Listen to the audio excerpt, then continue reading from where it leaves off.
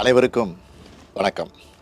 பொதுவாக நான் பிறந்த நாளை பெரிய அளவில் ஆடம்பரமாக ஆர்ப்பாட்ட விழாவாக கொண்டாடுறதில்லை.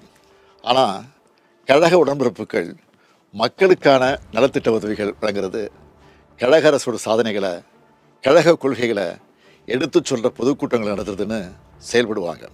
இந்த முறை என்னுடைய பிறந்தநாள் வேண்டுகோளாக என் உயிரோடு கலந்திருக்கும் தலைவர் கலைஞரின் அன்பு உடன்பிறப்புகளுக்கு ஒரு கோரிக்கையை முன்வைக்கிறேன்.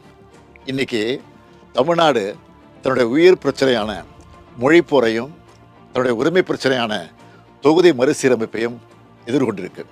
இதனுடைய உண்மையான நோக்கத்தை நீங்கள் மக்களிடம் கொண்டு சேர்க்க கேட்டுக்கிறேன். தொகுதி மறுசீரமைப்பு என்பது நம்ம மாநிலத்தோட சுயமரியாதை, சமூக நீதி, நம்ம சமூக நல திட்டங்களை பெரிதும் பாதிக்கும். இதை நீங்கள் மக்களிடம் கொண்டு செல்ல வேண்டும். ஒவ்வொருவரும் மாநிலம் காக்க எழுந்து நிற்க வேண்டும். இந்தியாவுக்கே வழிகாட்டியாக நாம் போராட்டத்தை தொடங்கணும். இப்போது கர்நாடகா, பஞ்சாப், தெலுங்கானா போன்ற மாநிலங்களிலிருந்து நமக்கான ஆதரவு குரல் வந்திருக்கு. இதை பார்த்த ஒன்றிய அரசு இந்திய திரைக்கலன்னு சொல்லிக்கிட்டு அதுக்கான எல்லா முன்னெடுப்புகளையும் எடுத்துக்கிட்டு இருக்காங்க. மும்மொழி கொள்கையை ஏற்றுக்காததால் நமக்கான பணமும் இன்னமும் தரலை. அதேபோல் தமிழ்நாட்டுக்கான தொகுதிகளை குறைக்க மாட்டோம்னு மட்டும்தான் சொல்கிறாங்களே தவிர மற்ற மாநிலங்களோட எண்ணிக்கையை அதிகரிக்க மாட்டோம்னு சொல்ல மாட்டுறாங்க.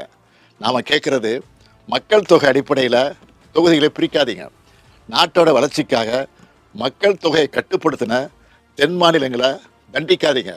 அப்படி நடந்தால் அதை தமிழ்நாடும் திமுகவும் ஒருபோதும் ஏற்றுக்க மாட்டோம். நாம் ஒரு உறுதி எடுத்துக்கணும். தமிழ்நாட்டின் நலனையும் எதிர்காலத்தையும் யாருக்காகவும் எதற்காகவும் விட்டுத்தர மாட்டோம். தமிழ்நாட்டுக்காக ஒன்றுபட்டு போராடுவோம். தமிழ்நாடு போராடும், தமிழ்நாடு வெல்லும். நன்றி, வணக்கம்.